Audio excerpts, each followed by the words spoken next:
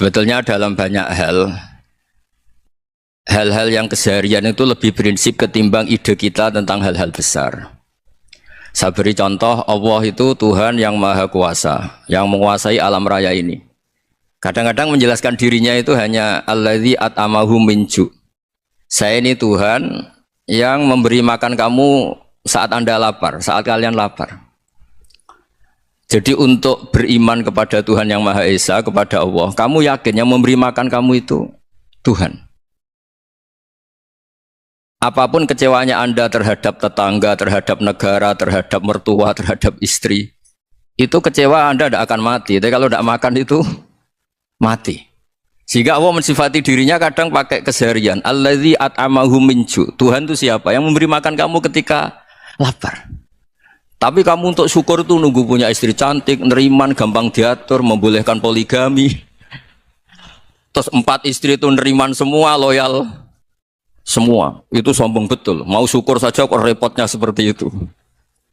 Jadi mau syukur ya ada makanan dimakan. Itu kalau ngantuk ya tidur. Ayatnya wa min ayatihi manamukum billaili wan nahar. Maksud ayat Allah itu tidur. Nah, keangkuhan-keangkuhan ini yang menjadikan kita itu jadi repot hidup itu. Wong untuk syukur kok nunggu tadi. Mertua baik, tetangga baik, istri baik. Apa saja di sekelilingnya harus baik. Nah, keinginan berlebihan ini menjadikan kita lupa ada hal-hal yang paling kita butuhkan, yaitu oksigen. Kita boleh nempat di buminya Allah. Alladzi ja'ala lakumul ardo firasya. Bumi kamu tempati enak. Coba kalau gempa. Apa artinya istri 4 cantik semua kalau pas digoyang apa? Gempa. Apa artinya kamu jabat? Entah apa saja jabatannya. Kalau bumi likuifaksi, habis kamu. Kiai meskipun dai kondang umatnya jutaan, kalau likuifaksi di panggung hancur. Tapi nikmat-nikmat yang disebut Allah seperti ini kita kaji keseharian. Alladzi ja'ala lakumul ardo mahda. Allah itu yang menjadikan bumi dalulan yang mudah diinjak. Famshu fi manakibih, silahkan pakai jalan-jalan. Jadi saya termasuk benar-benar kiai Jawa. Kalau kerennya Kiai Nusantara atau Kiai Indonesia lah. Diajari bapak saya Kiai Haji Nur Salim, diajari Mbah Maimun. Itu Islam itu keseharian. Karena ketika Anda memilih hal-hal yang serius, itu tujuan utamanya nyari ridhonya Allah. Dan ridhonya Allah bisa kamu dapatkan sesuatu yang pasti benar. Misalnya dalam sebuah hadis Sahih Muslim disebutkan, Inna Allaha la yardo anil abdi idza akalal akla fayahmadahu alaiha aw yashroba syarba fayahmadahu alaiha. Itu redaksinya inna itu sesungguhnya, la yardo juga pakai lam taukid, juga maknanya sesungguhnya. Sungguh-sungguh Allah sangat ridho ketika seorang hamba itu makan ketika sesuap nasi dia muji Allah, ketika minum seteguk nasi dia muji Allah. Itu kalau orang diridhoni Allah itu wali betul. Itu untuk jadi wali itu gampang. Kamu makan ridho, kamu nginjak buminya Allah ridho seneng, kamu hidup keseharian aman seneng. Nah ini supaya sampean kita semua ngaji betapa panduan Rasulullah untuk menggapai ridho Allah itu banyak yang keseharian sekali. Saking kesehariannya banyak dalam hadis dan itu sahih. Nabi menyebut hal-hal yang keseharian. Hatta ma tas'alu fi fimra'atika. Kamu punya uang, kemudian istri kamu bisa makan, itu ibadah. Bahkan sebagian ibadah itu dicontohkan Nabi yang akhirnya diprotes sahabat. Yaitu wa fi buti ahadikum sedekah. Kamu menggauli istri kamu itu ya sedekah. Sampai sahabat bilang, yang benar ya Rasulullah. Ayati ahaduna syahwatahu wa huwa lahu ajrun. Masa urusan biologis, urusan syahwat kemudian dia dapat pahala. Nabi menjawab, alaih salawadu'aha fi haramin aka'ana alaihi wisrun. Bagaimana kalau dia meletakkan ke yang tidak benar, itu kan dosa. Nah, hal-hal seperti ini yang saya ingin teman-teman semua lah, semua. Saya juga agak ingin ngaji demi Anda juga agak ingin. Itu dosa sekali ngaji kok, pesanan kelompok tertentu itu gak boleh. Islam itu untuk semua, jadi ya cuma karena di depan saya jenengan, ya seakan-akan jenengan korbannya. Itu ada ilmunya dalam usul fikih itu. Jadi orang itu harus ngaji usul fikih. Nama yang disebut, mungkin Mas Sufyan masih ingat zaman ngaji usul fikih. Nama yang disebut itu tidak jaminan sebagai prioritas perintah. Jadi misalnya gini, kebetulan yang di depan Nabi itu Abu Dzar. Nabi ya bilang, ya Abu Dzarin ini uhibbuka misalnya, atau ya Mu'ad ini uhibbuka, atau ya Abu Hurairah ini uhibbuka misalnya. Banyaklah riwayat yang Nabi nyebut ya Abu Dzarrin, ya Mu'ad, ya Abu Hurairah. Kemudian misalnya Nabi meneruskan khitab, ini uhibbuka, saya mencintai kamu, fakul dubur sholatin, atau sebagian riwayat disebut fala tada'anna dubura kulli sholatin, Allahumma inni ala dzikrika wa syukrika wa husni ibadatik. Saya mencintai kamu, siapa saja, Mu'ad bisa, Abu Dzar bisa siapa.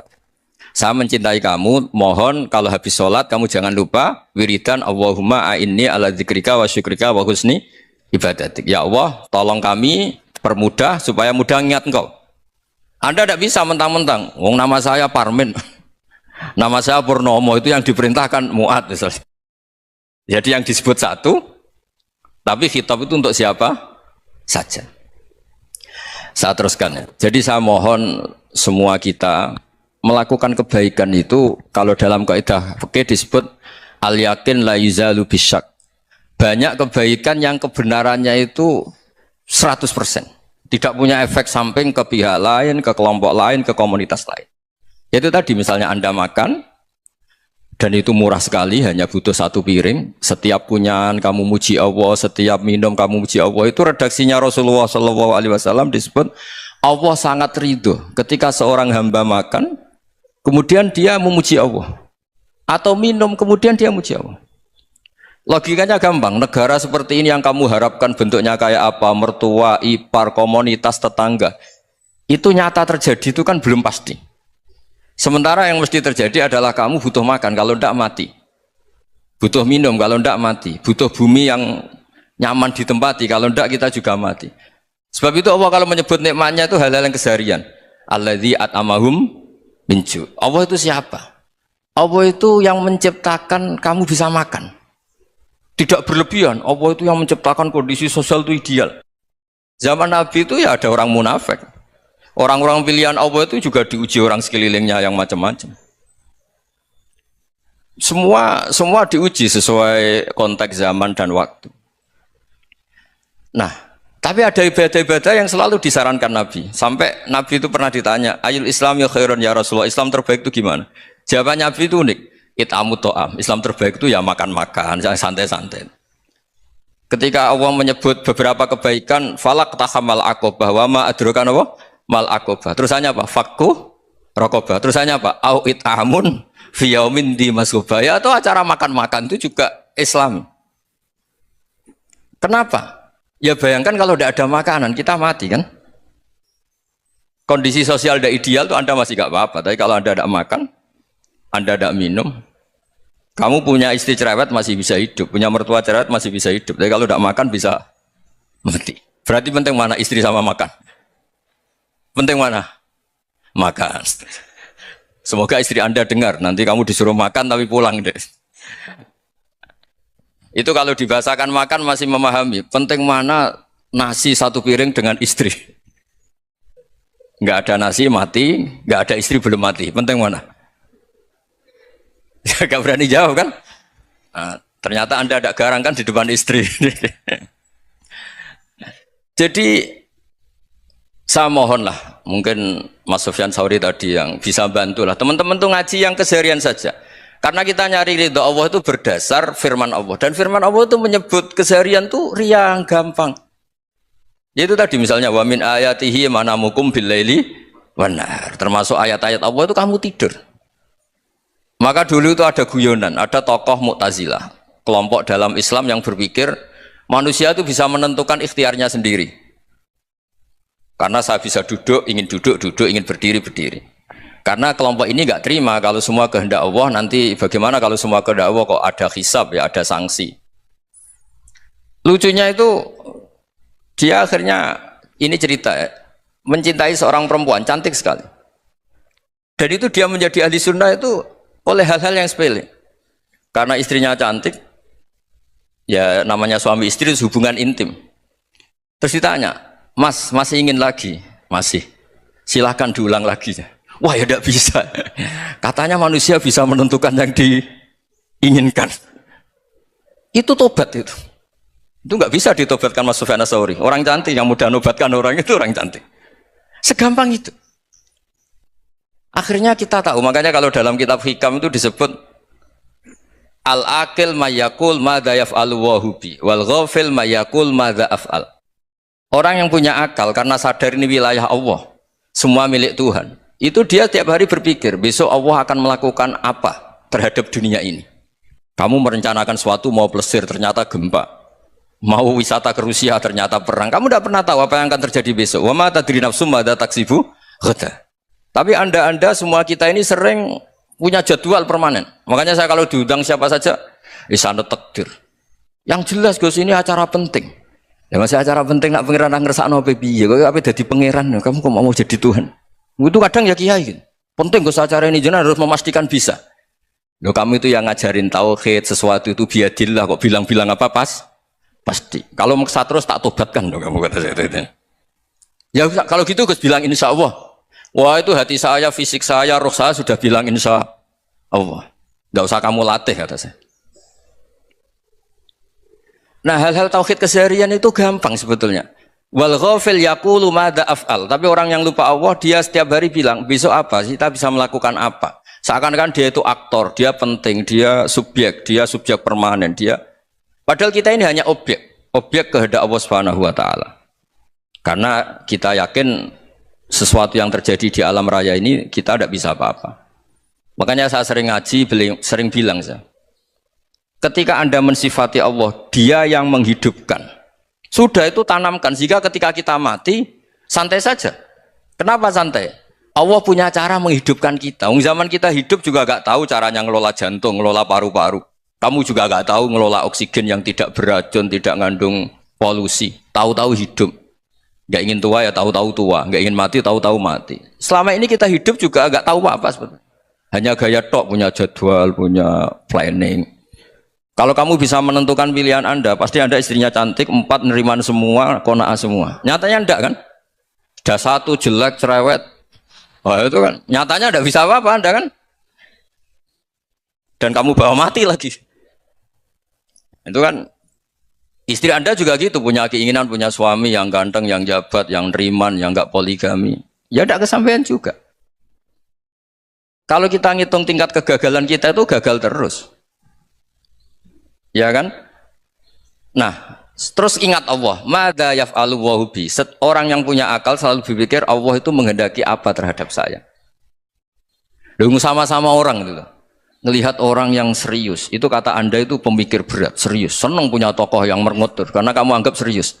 Tapi sebagian orang anggap orang yang serius itu wong merengut, wong masam, wong muka kok ditekuk. Jadi sama itu hati ya muqallibal qulub tsabbit qalbi ala dinik, karena kita enggak tahu cara berpikir kita tentang orang lain, tentang sekeliling kita. Misalnya kita orang baik yang jenis ngrumat fakir miskin. Ada orang bangun masjid mewah itu janggal. Apa artinya masjid mewah kalau banyak orang kelaparan? Tapi kalau yang jenis pendidikan apa artinya masjid mewah kalau tidak bisa ngaji? Nanti yang jenis infrastruktur apa artinya ini kalau semuanya punya sudut pandang yang berbeda-beda. Dan Islam mengapresiasi semua kebaikan. Tapi katakan semua kebaikan itu adalah kehendak Allah Subhanahu wa taala. Karena apapun baik Anda itu pakai fasilitas yang diberikan oleh Allah Subhanahu wa taala. Sehingga ini yang disebut qulillah tsumadarhum fi khawdihim yal'abun. Ya kembali tadi ke tema-tema bahwa keseharian Anda ini sudah Islami. Saat Anda tidak bisa melakukan apa saja. Saya sering ada jenazah, biasanya kalau tetangga meninggal saya sering disuruh ngelepas. Saya bilang orang ini baik karena sering ngelamun di rumah, sering nganggur di rumah. Ditanya sama anaknya, kenapa Gus nganggur baik? Ya kalau dia nganggur artinya juga agak berbuat sesuatu yang maksiat kan? Ya kan, orang nganggur di rumahnya ya tidak bunuh orang, tidak maling, tidak korupsi, ya namanya nganggur di rumah. Lah cuma istri cara pandang nganggur gak menghasilkan uang gitu. Tapi juga gak menghasilkan kriminal kan? Jadi sebenarnya Islam itu cara, makanya kalau sampai ngaji usul fikih itu ada kitab usul fikih namanya Lubul Usul, itu terkenal sekali di pesantren itu. Itu kalau ngapresiasi keseharian itu luar biasa. Izma min mubahin illa wa yatahaqqaqu bihi tarku haramimma. Karena keseharian yang mubah saat Anda lakukan itu ada kehebatan yang luar biasa, yaitu meninggalkan haram. Makanya dulu banyak orang-orang alim ketemu temannya itu guyon sampai semalaman. Itu biasanya yang semangat Islam untuk kiai kok udah tahajud, kiai kok udah witir. Orang yang sedang mapan uangnya banyak, malam itu udah kelayaban itu sudah luar biasa. Melawan nafsu supaya tidak maksiat itu sudah luar biasa. Supaya lupa guyon sama temannya semalaman sampai subuh. Gejolak-gejolokan ngenang zaman miskin, zaman kuliah nggak jelas, zaman apa. Melihatnya jangan tarkut tahajud. Seperti ini meninggalkan tahajud, tapi meninggalnya ini talkul muharramat. Jadi kayak apa hebatnya? Sehingga Imam Ghazali punya riwayat yang agak unik. Hatta takuna ibadatu akhiri hadil ummah iku an-naum. Sehingga suatu saat ibadah terbaik umat ini itu tidur. Itu kan riwayat kontroversi. Ketika Imam Ghazali tanya, kenapa iya? Kenapa kamu mulai keluar dari rumah itu sudah banyak maksiat? Melihat perempuan yang enggak mahram, melihat fenomena. Tapi kalau kamu tidur itu enggak melihat apa-apa. Tapi juga kamu jangan nganggap tidur itu ibadah betul. Saatnya melakukan fardu ain malah masih tidur. Tapi itu sudut pandang yang menjadikan kita Islam itu gampang. Jadi saat Anda tidak bisa aktivitas apa-apa, misalnya ada beberapa orang yang lumpuh. Lumpuh itu memang nggak bisa Jumatan, nggak bisa ibadah, tapi dia juga nggak bisa maksiat. Tidur itu memang Anda saat itu tidak bisa tahajud, tidak bisa witir, tapi saat itu ada zina, ada maling, tidak gosipkan orang, tidak bully orang, tidak menanamkan kebencian, tidak hasud. Sehingga tidur menurut Allah Ta'ala wa min ayatihi manamukum billaili apa? Wan-nahar. Karena di tidur itu selain ada unsur istirahat, jaga kestamina, juga ada unsur meninggalkan beberapa keburukan. Nah, saya mohon ibadah yang keseharian ini kita jaga. Supaya kita semua baca ayat itu fasih. Fasih itu tertanam di hati. Allah itu siapa? Alladzi at'amahum min ju'i wa amanahum min khauf. Dan Allah kalau cerita di Quran itu anna sababnal ma'a sabba thumma syaqaqnal ardha wa syaqqa fa ambatna fiha habba wa inaba wa qadba wa zaituna wa nakhla wa hada'iqa hulba. Kamu tahu saya ini siapa, kata Allah. Saya ini adalah Tuhan yang menurunkan air, kemudian ada tanaman banyak.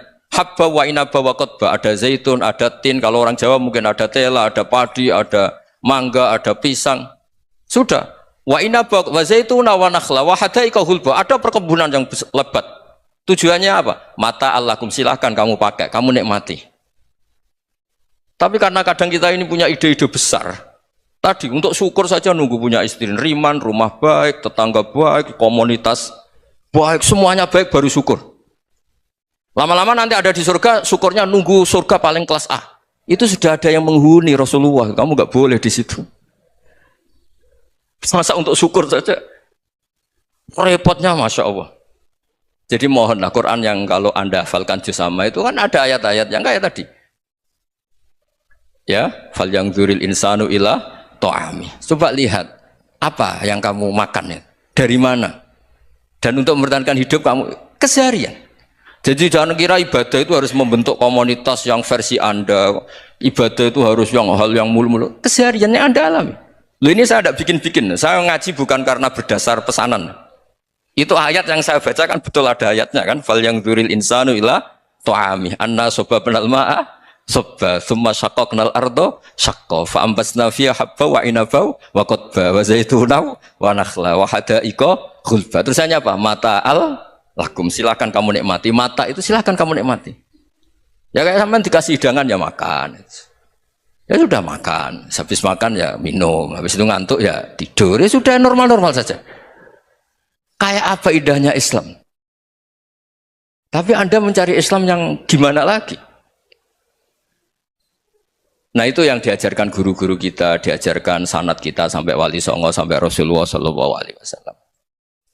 Bahwa pada akhirnya ada jihad, ada perang. Itu dulu memang perang, bukan membunuh. Beda. Dulu kita dijajah Belanda ya perang, dan itu normal karena kita dijajah. Jadi ketika orang lain ingin baik sama kita, wa in ahadum minal musyrikin astajaroka ya fa'jirhu hatta yasma'a kalam Allah. Kalau mereka ingin baik ya kita baik. Makanya ada istilah musta'man, mu'ahad. Kalau mereka ingin damai, berdampingan dengan kemajmukan ya itu yang lebih baik. Karena memang Islam menghormati proses perdamaian. Wa in janahu nawa lisalmi ya fajnah lah. Kalau ingin damai ya kita harus damai. Jadi andai kan dulu Belanda datang ke Indonesia kok minta besanan gitu. Ya mungkin kita juga seneng karena memperbaiki hidung kan kalau kita besanan gitu. Nah tapi wong jajah dulu itu kan masalah kan? Apa? Masalah kan? Jadi saya mohon ya, jadi Makanya saya tadi minta sama Bapak Kadensus kemarin juga pernah main ke saya. Jangan sering ketemu saya ini sudah uzlah, saya ini sudah mau daftar jadi resi. Saya itu kemarin di muktamar juga agak datang, acara di Jogja juga sudah. Karena memang keluarga saya dulu itu bahasa ya, bapaknya bapak saya itu gak keluar rumah itu puluhan tahun. Memang punya adat uzlah. Ya makanya ngaji saya ngaji aja yang gampang-gampang aja, yang nggak orderan, yang nggak pesenan ngaji aja dulu yang gampang. Saya ikhlas, yakin betul saya ikhlas. Ikhlas itu menurut saya itu roh. Orang nggak ikhlas menurut saya itu orang aneh. Ikhlas itu gampang, sudah saya bilang. Kalau kamu yakin ilmu itu milik Allah, ngasihkan juga ikhlas itu milik Allah. Apa sih yang kamu punyai sehingga kamu udah ikhlas? Uang milik Allah, energi kita milik Allah, bumi milik Allah. Kemudian kamu merasa memiliki. Merasa memiliki itu kalau dalam ilmu tasawuf sudah kesalahan kan. Bagaimana Anda punya? Coba tahu-tahu tanah itu kok milik Anda. Karena saya beli, Gus. Saya beli dari orang, dari Zaid. Padahal yang asli punya itu Allah. Apa benar kamu pernah beli sama Allah? Zaid ini pemilik nisbi, pemilik yang enggak sebenarnya kan? Ya enggak? Yang benar-benar pemilik itu Allah. Kok kamu ngerasa itu bumi kamu itu atas nama apa? Coba. Milik kan harus beli atau dikasih. Tidak semua kan? Nah, makanya itu famshu fi manakibiha, dan Allah menyebutnya sudah saya ini yang menciptakan bumi. Waladzi ja'ala lakumul arda dalulan. Dan Allah menyebutnya sederhana. Famshu fi manakibiha, silakan jalan-jalan. Terusannya apa? Wa kulu mirizki, silakan makan-makan. Jadi Islam itu yes. Iya, makanya kiai-kiai itu ada acara makan, sampai ada guyonan fikuli makanin makan di setiap tempat ya makan sih. Nggih ngoten nggih, pokoke sing gampang-gampang mawon nggih. Wis nggih Mas Sufyan nggih sing gampang-gampang mawon nggih. Assalamualaikum warahmatullahi wabarakatuh.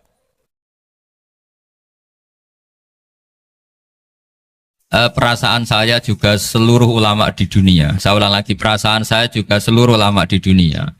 Bahwa Islam masuk itu macam-macam sebabnya. Dulu kita tahu, kita sebagai warga Indonesia, Islam masuk itu ya dibawa orang yang agak kedunyan, ya kayak jenengan lah kira-kira itu. Ya kayak mbak-mbak ini, ya agak-agak mata duitan itu. Karena kita tahu rata-rata ahli sejarah mengatakan Islam di Indonesia dibawa kiai apa pedagang. Pedagang tuh nyari uang apa nyari dakwah kira-kira. Ya semoga Anda mirip-mirip seperti itu. Ya jadi nyari uang karena ada nurani Islam sehingga tetap saja membawa Islam. Saya tidak tahu Islam Anda ala apa, tidak tahu. Pokoknya mau ngaji ya berarti Islam ala ahli sunnah apa? Wal jamaah. Jadi ini penting saya utarakan bahwa Islam itu agama yang mudah difahami sehingga dibawa pedagang saja ya kasil gitu. Dibawa orang yang kedonyan gak jenengan juga kasil gitu. Dibawa orang baik ya kasil, dibawa orang broken juga kasil. Ini penting saya utarakan karena saya ngaji di mana-mana bilang ciri utama kebenaran absolut adalah kebenaran yang bahkan orang nggak benar saja bisa bawa. Tapi bukan berarti saya dukung Anda tidak benar, kan sudah tidak benar dulu sebelum kenal saya. Tapi nggak apa-apa, nggak benarnya umat Islam insya Allah dimaafkan sama Allah Subhanahu. Ya asal tobat maksudnya. Nggak, ini saya beri satu konstruksi pikiran yang saya sering utarakan di ngaji saya. Sampai sekarang saya coba saya tes ini kan di kampus ya, di apa bacanya ini Kim University yang global leader apa in the world itu. Ini keren lah. Jadi acara ilmiah kita ditakdir di gedung apa? Kampus, gedung universitas di begini. Kalau 1 ditambah 1 2 itu namanya hakikat. Ciri utama hakikat adalah siapapun akan menerima. Saya sekarang tanya sama Anda, kira-kira 1 tambah 1 2 itu musuh Anda pun mengatakan 2 apa tidak? Ya. Pekerja Korea ya bilang 2, Rektor Al-Azhar juga bilang 2. Kamu yang sekarang sedang mungkin sebagian broken sama istri juga bilang 2. Istri kamu yang mangkal sama kamu juga bilang 2. Yang cemburu ya bilang 2, yang dicemburuin juga bilang 2. Karena begitu mudah kebenaran absolut diterima oleh siapa saja. Begitu juga eksistensi Allah sebagai Tuhan. Itu mudah diterima oleh siapa saja. Sehingga pembawanya tidak perlu seorang kiai atau gus atau mubalek atau ketua muin, tidak. Cukup karyawan pekerja apa? Korea. Karena kebenaran absolut itu kebenaran yang mutlak. Siapa saja yang waras pasti ngakui. Kira-kira orang yang berpikir sehat pasti berpikir begini, ini yang diajarkan Quran. Bumi ini kadung wujud, sudah wujud kadung wujud, punya eksistensi. Mungkin nggak sesuatu yang wujud kemudian disebabkan oleh sesuatu yang nihilisme, yang tidak ada. Mungkin enggak? Enggak mungkin. Yang namanya penyebab itu harus sesuatu yang wujud. Di mana-mana penyebab itu harus punya eksistensi. Karena langit dan bumi ini kadung wujud, pasti penyebabnya adalah wujud. Karena wujud penyebab harus bersifat super. Lah bersifat super ini oleh ulama dikatakan wajibil wujud. Itu akal siapa saja akan terima. Cuma kemudian setelah nerima itu orang macam-macam cara berpikir. Mungkin orang Jawa dulu bilang itu Sahyang Widi. Kalau orang sini mungkin bilang apa itu? Dewa atau apa ya? Enggak tahu saya itu. Karena itu yang teman sampean, enggak teman saya itu. Tapi yang jelas begini, ini konstruksi ini harus kita jaga. Nanti saya bacakan teks hadisnya. Kebenaran sejati ciri utamanya adalah ada absolutisme, ada kebenaran mutlak. Ciri utama kebenaran mutlak adalah diakui bahkan oleh siapa saja, termasuk oleh orang fasik. Orang fasik itu orang nggak benar. Misalnya ada imam masjid besar Istiqlal, ditanya 1 tambah 1 bilang apa? 2. Nanti kira-kira yang lonte juga bilang apa? 2. KPK juga bilang koruptornya yang ditangkap 2. Nah, eksistensi Allah sebagai Tuhan ini kebenaran yang absolut.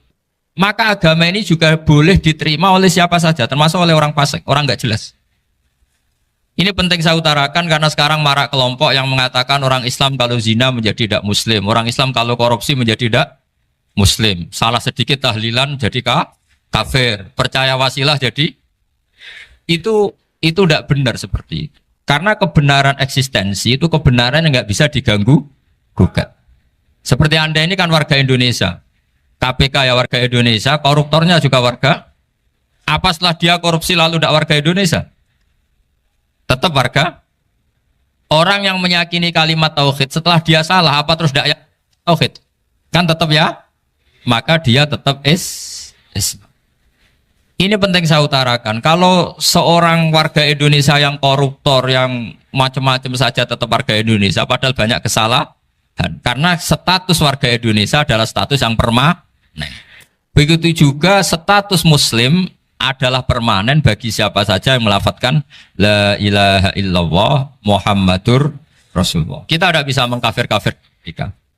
Itu juga yang sering dipesankan dan jadi ciri khas ulama ahli sunnah wal jamaah, tidak mengkafirkan orang Islam meskipun melakukan dosa besar. Soal dia salah nanti masuk neraka ya silakan saja, saya ada ikut, paham ya? Sampai bisa mencoba. Tapi tetap saja dia muslim. Analoginya tadi. Analoginya gampang sekali tadi. Orang Indonesia yang salah itu tidak akan merubah statusnya sebagai warga Indonesia. Karena ya memang dia berstatus warga Indonesia. Orang Islam yang sudah melafadzkan syahadat maka menjadi muslim. Saya di mana-mana berkampanye, berfatwa. Orang kafir yang 70 tahun kafir, sekali melafadzkan kalimat tauhid, itu menjadi muslim apa tetap kafir? Muslim. Masa kita yang Islam terus, yang kalimat tahlil la ilaha illallah, kemudian menjadi kafir karena kalimat itu? Itu faham aneh apa aneh? Wong yang kafir saja menjadi muslim karena kalimat tauhid, yang Islam menjadi kafir juga karena kalimat. Ini ngajak apa-apaan? Ya ngajak goblok-goblokan, kira-kira kan gitu. Ini penting saya utarakan karena ini penting. Nah, setelah kamu yakin tauhid, ciri utama tauhid itu apa? Menstatuskan sesuatu sebagaimana hakikatnya. Misalnya bumi Korea, ini statusnya tetap buminya apa? Maka dari awal saya husnudzon sekali sama Allah Subhanahu wa taala bahwa suatu saat di bumi mana saja itu ada tahlil. Enggak ngira kan ada ateis di sini, bumi ateis kemudian ada tahlil. Ada sakduna, ada macam-macam. Karena kita ketika sholat, makanya saya tadi janji akan memaknai kalimat-kalimat yang sering Anda baca ketika sholat. Di sholat saat ada itidal ngendikan apa? Rabbana lakal hamdu, ayo dibaca. Mil'us samawati wa mil'ul ardi wa mil'u ma syi'ta min syai'im ba'du. Sama nani secara tradisi pesantren Robbana do pangeran kita laka iku kaduwe panjenengan alhamdulillah segala puji. Engkau punya segala puji. Mil'us samawati yang pujian itu memenuhi langit. Tentu langit itu penuh dengan pujian. Semua malaikat bertasbih, bertahmid. Karena malaikat tidak ada yang kerja di pabrik itu tasbih terus gitu. Gak ada yang nyari uang, gak ada yang cari won ya. Apa won ya kalau bahasa? Kalau di sini nggak kiainya aja nyari uang. Terusannya apa? Wamilul ardi, dan pujian itu memenuhi bumi. Korea termasuk bumi Allah apa enggak? Jadi saya sudah menduga suatu saat Korea itu ya penuh dengan pujian. Dan ini betul. Siapa yang ngira kalau di bumi Korea ada yang ngapal lagu Sakduna itu? Itu lagu kesayangan guru kita semua, Kiai Haji Maimun Zubair. Gak ada yang ngira. Siapa yang ngira kalau di sini ada ngaji seperti ini? Di Rusia juga sama. Uni Soviet itu negara ateis. Tapi lama-lama pecah karena glasnost itu dan perestroika itu. Kemudian menjadi pecahan-pecahan negara Muslim. Ada Uzbekistan, Tajikistan, Ceknya. Semuanya menjadi negara apa? Muslim. Karena dari awal lakal hamdu mil'us samawati wa mil'ul ardi. Dan pujian itu pasti memenuhi langit, juga memenuhi bumi. Kalau Anda baca itu di Indonesia, mungkin wajar. Di Indonesia banyak acara-acara seperti ini. Tapi kalau di Korea, ternyata benar. Dan Anda ini kalian semua termasuk pembuktian benarnya wa mil'ul ardi. Keren kan teman? Oh keren sekali, bukan sekedar keren sekali. Makanya saya jarang diundang pengajian mau tapi diundang di Korea mau. Tapi saya ada niat datang undangan. Memang saya ingin datang. Jadi ya karena itu. Ini bentuk penghormatan saya. Bentuk penghormatan saya bahwa pada akhirnya benar-benar lakal hamdu mil'us samawati wa mil'ul ardi. Jadi Anda tidak perlu pesimis. Dulu Indonesia juga seperti itu. Banyak Buddha, Hindu, macam-macam ateisme. Kemudian berkatnya para ulama sekarang jadi negara yang mayoritas Muslim. Korea, barokahnya orang-orang kedonyan seperti ini banyak Islam itu. Gak apa-apa. Karena sebagian agama Islam, sebagian sejarah ditulis di bawah pedagang-pedagang Gujarat. Kira-kira orang Gujarat ke Indonesia dulu yang namanya pedagang cari apa? Uang. Tapi namanya orang Islam hatinya tetap adanya tauhid. Nyari uang ya tetap sambil dakwah. Kalau yang ke Korea langsung kiai mungkin tidak seramai ini Islam. Karena kalau kiai datang langsung dicurigai jadi misionaris. Jadi ribet malah. Tapi kalau sampean nggak ada yang curiga. Namanya pekerja ya pekerja saja nyari uang. Dan itu memang fakta. Cuma kadang ya sadar terus ya bagus lah seperti itu. Nggak apa-apa. Maksud saya ini saya memberi support, memberi tasjek bahwa Allah itu luar biasa. Jadi kalau ingin menyebarkan agamanya macam-macam.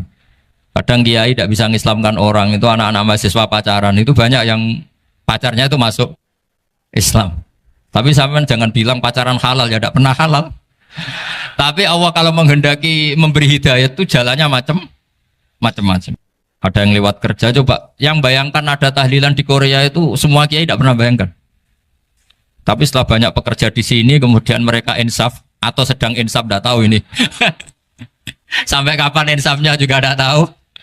Tapi yang jelas ini hebat. Ini apa? Hebat. Tahu-tahu ya seperti ini. Makanya iman saja Rabbana lakal hamdu mil'us samawati wa mil'ul ardi. Masih ditambahi wa mil'u ma syi'ta min syai'in ba'du. Karena Allah itu zat yang tidak terperikan, zat yang tidak terbatasi. Maka pujian di langit dan bumi ini masih kurang. Masih ada apa saja yang nanti akan dipenuhi oleh pujian kepada Allah Subhanahu wa ta'ala. Wa mil'u ma syi'ta min syai'in ba'du. Dan pujian kepada engkau ya Allah akan memenuhi semua ruangan yang engkau kehendaki. Mungkin suatu saat negara-negara yang sekarang yang paling minim Islam itu di Amerika Selatan. Kayak di Argentina dan sebagainya. Itu nanti suatu saat juga penuh dengan pujian. Karena tetap Rabbana lakal hamdu mil'us samawati wa mil'ul ardi wa mil'u ma syi'ta min syai'in ba'du. Saya di Jogja setiap akhir ngaji saya ajarin wiridan. Mungkin wiridan ini tidak asing bagi jenengan karena sering saya baca. Subhanallah wa bihamdihi adada khalqihi wa ridho nafsihi wa zinata arsyihi wa midada kalimat. Bahwa kita memuji Allah itu adada khalqi sesuai jumlah makhluk Allah. Semua makhluk Allah meskipun kelihatannya mengecewakan, ini semuanya memuji sama Allah Subhanahu wa taala. Meskipun kadang kita kecewa, kadang kita tidak cocok. Coba barokahnya Anda ini agak-agak kecewa gitu dengan Indonesia karena nggak menyediakan lapangan kerja untuk Anda. Tapi ya nggak kecewa-kecewa amat ya, agak-agak saja. Karena Anda tetap semua mencintai Indonesia. Gara-gara agak-agak kecewa cari negara lain. Akhirnya di Korea, ada yang di Jerman, ada di Inggris. Tapi bawaan pernah ngaji di musola, Islam ini ke bawah. Sehingga karena Islam ini ke bawah, tahu-tahu ada komunitas yang memikirkan Islam. Umumnya orang mikir Islam itu ya bikin masjid. Kalau di Korea unik, nyewa apa? Nyewa gedung untuk masjid. Itu kalau diceritakan di Indonesia aneh. Ini masjid sewaan. Masjid. Tapi kalau di sini lazim, karena kalau beli mahal ya cukup sewa. Saya tidak tahu kalau dalam terminologi agama tempat Anda sujud ini nanti jadi saksi di akhirat. Itu yang permanen apa yang sewaan tidak tahu. Jadi nanti bumi ini tanya, ya saya ya Allah pernah dipakai sujud, tapi setelah 1 tahun nggak kuat menambah lagi. Makanya saya dukung tadi yang ada gerakan masjid apa. Sebenarnya permanen nggak permanen itu tetap bagus, tidak usah memaksakan. yang jelas saya sudah ikut nyumbang lelang tadi, dan saya berharap uang itu benar-benar untuk masjid. Kalau untuk tamirnya juga gak apa-apa, yang penting untuk menghidupi masjid. Saya juga termasuk kiai yang gak suka kalau hukum itu terlalu fanatik. Misalnya uang ini untuk masjid, kemudian imamnya diterlantarkan. Karena alasannya ini untuk masjid. Imam kan gak masjid. Nah ini kalau imamnya gak diservis, kemudian mutung terus pulang ke Indonesia. Ini jadi masalah. Tapi saya juga gak suka kalau ada negara gitu. Betul-betul saya gak suka. Yang imamnya itu terlalu diservis. Ini buruk sekali kan. Pernah ada anekdot, ini anekdot tapi nyata. Ada negara yang sangat sehat, Islamnya sangat sehat. Itu imamnya 1 bulan tuh digaji 70 juta. Kira-kira 70 juta dibagi 1 hari berapa? 5 sholat ya? 5 kali 30 berapa? Kira-kira saja. 150. Berarti per sholat dapat berapa ya? Kira-kira. Kan biasa potong gaji kalau berapa kira-kira? Singkat cerita, si kiai dari luar negeri tadi cerita apa Indonesia? Kiainya miskin-miskin, datang ke masjid kan kadang pakai ontel, adzan sendiri, qomat sendiri, sholat sendiri kadang. Itu nasib orang-orang Sragen dan Salatiga sebagian. Itu yang lapor karena mereka itu. Kalau Rembang insya Allah enggak. Tapi ada semuanya Salatiga, sebagian begitu. Itu yang cerita kiainya, bukan hoax. Memang kiainya cerita. Nasib kiai di Salatiga Gus katanya. Itu digojlok. Tapi tetap sholat. Sehingga cerita orang tadi cerita, imamnya di sana naiknya Mercy, muadzinnya pakai BMW. Itu tetangga sebelah Indonesia banyak yang fasilitas imam seperti itu. Karena gajinya sampai 70 juta.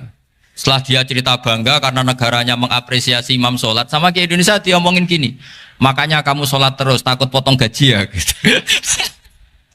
Itu kagetnya bukan main dia. Dikira itu satu sifat kelebihan negaranya, ternyata buruk sekali karena imam sholat karena takut potongan gaji. Akhirnya ke Indonesia bangga, alhamdulillah kita sholat tanpa gaji. Dan tetap sholat. Keren mana yang digaji sama Anda? Ini yang di atas ini banyak calon imam. Tidak keren mana imam yang digaji sama Anda? Keren yang enggak. Tapi kalau pertanyaannya dibalik, keren mana jamaah yang peduli imamnya sama yang enggak peduli? Jadi jawabannya harus tetap seperti itu. Imamnya keren yang ikhlas. Tapi jamaahnya keren yang peduli imamnya. Jelas ini ya fatwa saya ya. Gimana? Imamnya baik yang ikhlas. Tapi jamaahnya baik yang peduli nasibnya. Tapi sekali imam dari awal gak ikhlas itu harus di PHK. Itu bahaya bagi agama kalau awalnya sudah ada ikhlas. Karena nanti setelah habis subuh terus dihitung. Wong setahu saya sholat terus kok kenapa gajinya tinggal segini? Ya, setahu saya sholat terus kok gajinya tinggal segini. Terus nanti takmirnya bilang kemarin duhur Pak Yai tidak ngimamin, kemarin asar tidak ngimamin. Terus dihitung. Bisa enggak agama akan berjalan seperti itu? Enggak kan? Ya makanya pertanyaannya tadi, suka atau punya imam ikhlas? Suka. Tapi imamnya juga suka kalau jamaahnya peduli. Ini penting. Jadi saya mensupport Anda, mensupport kalian semua bahwa agama ini akan diurus oleh Allah Subhanahu wa taala. Makanya Sayyidina Umar radhiyallahu anhu kalau disuruh mikir agama itu tidak mau. Tidak mau betul. Ketika Umar jadi khalifah itu puncak keemasan masa Islam. Semuanya stabil, semuanya hebat. Sampai Irak, Iran zaman itu Persia masih. Semuanya Mesir. Itu semuanya ikut Islam. Ketika Islam pada puncaknya, yang dikhawatirkan oleh masyarakat adalah begini. Lalu setelah Umar itu bagaimana? Islam setelah dipimpin orang yang tangguh, yang kuat, yang waroi, yang zuhud. Lalu setelah Umar itu gimana? Tapi Umar disuruh mikir gak mau. Sampai setiap Abdullah bin Umar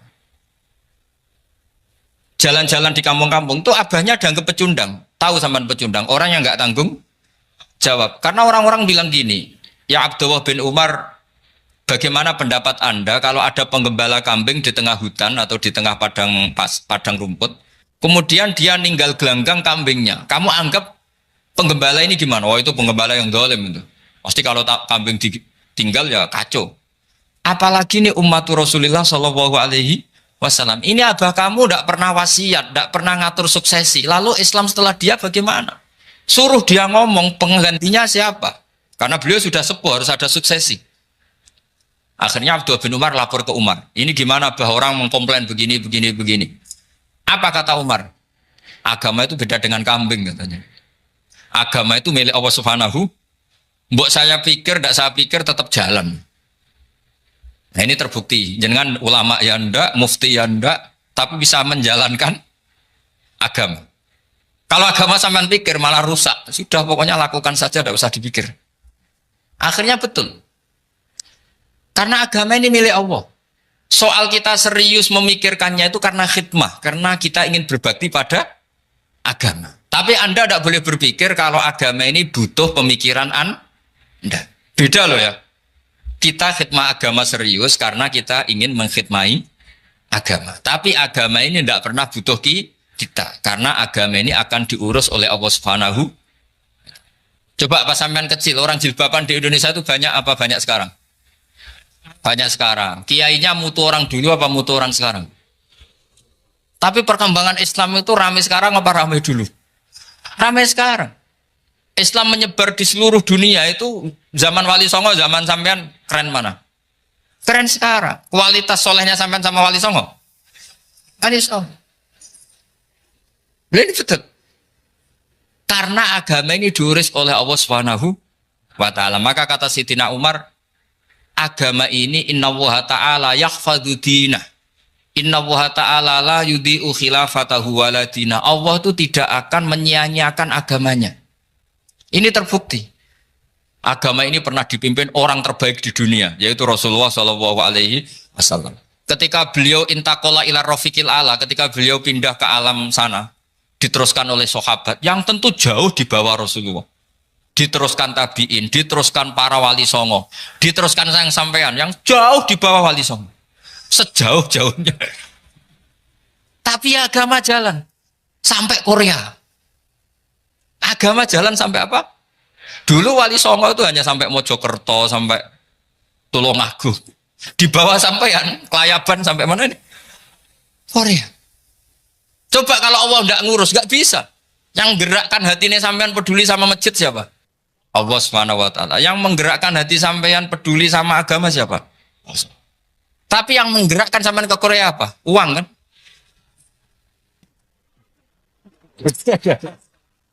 Enggak, enggak apa-apa, jujur saja, jujur ya, ada. Santai aja. Ini bagian dari keramatnya jenengan. Niatnya enggak bener tapi dibenerin Allah di sini. Dari awal niatnya kan uang gitu. Tapi setelah di Korea dibenerin Allah. Mbok ingat agama gitu. Keren kan? Makanya yang syukur sama Allah Subhanahu wa taala. Yang bisa hanya Allah taala. Makanya dalam dunia kiai selalu baca apa? Alhamdulillah alladzi hadana li hadza wa ma kunna linahtadiya laula an hadana Allah. Alhamdulillah kita diberi hidayat seperti ini. Kalau tidak Allah tidak bisa. Sudah mata duitan, kadang istri ngomel, mertua tidak percaya. Sudah setengah-setengah broken gini saya tahu sampai ke Korea itu karena broken pas saking sayangnya keluarga. Potensinya hanya dua. Dibela-belain kerja demi keluarga atau agak broken maka ke sini. Tapi apapun potensi itu tetap baik. Itu takdir sudah, itu takdir tidak usah dibicarakan. Semua itu apa?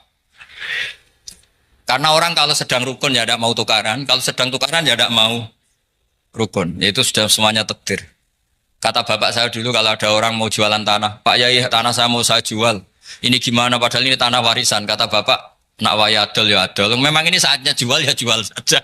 Nanti kalau kaya saatnya beli ya beli saja. Karena kalau sudah saatnya jual mau beli ya nggak mungkin kan? Mau memang saatnya jual. Kalau sudah kaya kan nggak mungkin jual tanah. Saatnya beli. Maka semoga masalah di keluarga sampean ini masalah musiman. Maksudnya yang tukarannya ini musiman, yang rukunnya permanen. Jangan tukarannya permanen, rukunnya musiman. Setelah melihat yang lebih cantik, katut babon, nggak tahu saya nggak tahu. Nah ini semoga katut masjid ini bagian dari kafaroh sampean itu. Jadi kafaroh kesalahan-kesalahan sampean. Ini penting saya utarakan karena agama itu beda.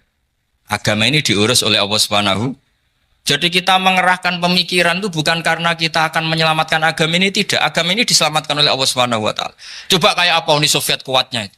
Mengkooptasi supaya orang semuanya ateis, semuanya komunis. Itu 100 tahun Uni Soviet begitu. Tapi orang-orang Uzbek, Ceknya, Tajikistan tetap mengajari anak-anaknya tauhid. Itu ada yang cerita itu sampai mengajarkan tauhid itu di bawah tanah, di basement. Tapi Allah menghendaki Rusia itu Uni Soviet jatuh. Ketika jatuh, negara-negara ini langsung menjadi negara Islam, yaitu Uzbek, Tajikistan, Ceknya. Mungkin nggak mereka langsung menjadi negara Islam, andai kan saat menjadi Uni Soviet benar-benar menjadi ateis. Nggak mungkin kan? Karena saat dikooptasi Uni Soviet, akidah mereka tetap tauhid. Cuma nggak berani muncul. Artinya apa? Uni Soviet nggak bisa menghabisi Islam. Kurang kerennya Uni Soviet zaman itu. Bisa nggak menghabisi Islam? Nggak bisa. Donald Trump dulu termasuk Islamfobia. Tapi setelah dia anti-Islam, malah orang Amerika demo supaya memperhatikan Islam. Nggak bisa. Makanya Korea pun nggak bisa menghabisi Islam. Kalau sampean menghabisi Islam sendiri bisa.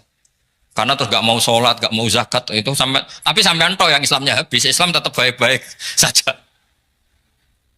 Makanya ini penting saya utarakan supaya kamu pede bahwa agama ini pernah dibawa orang yang pedagang.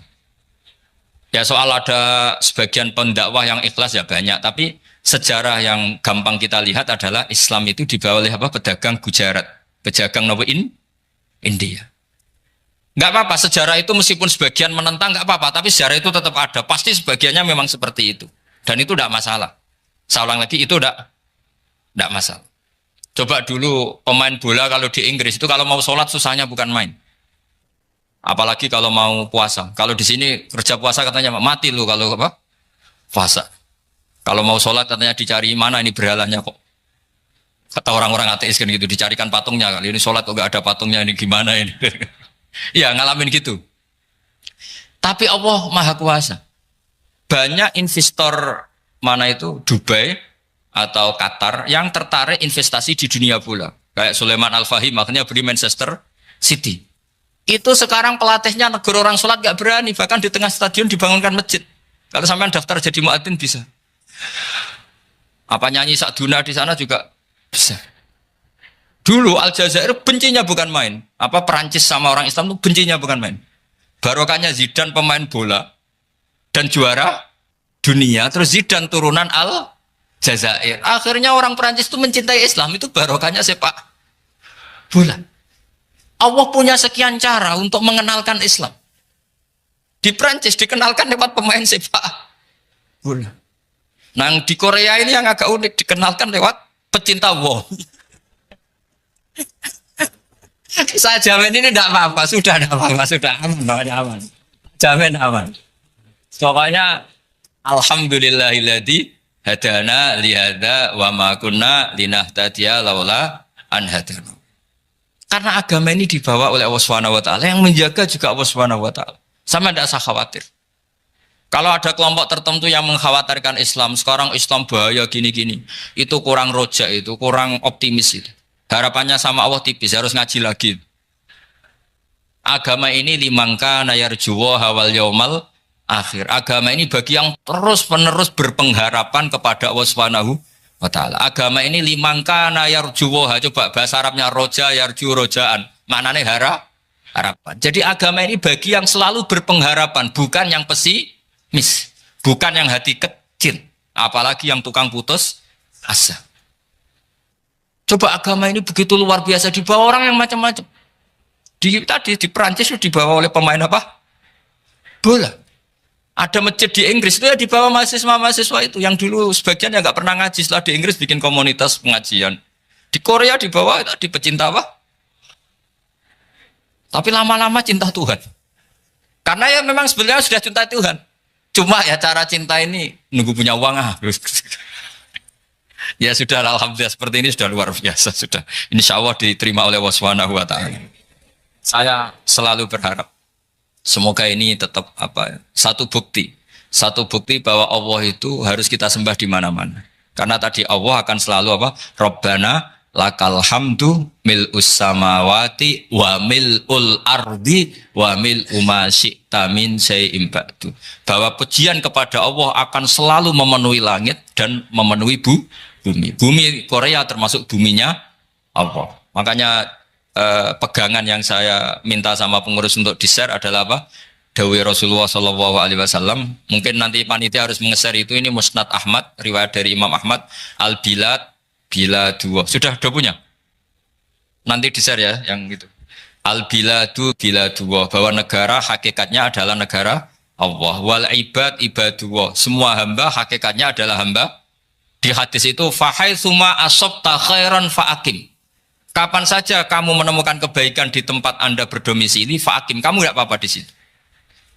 Kamu di sini dapat uang, dapat masjid, dapat sewa masjid.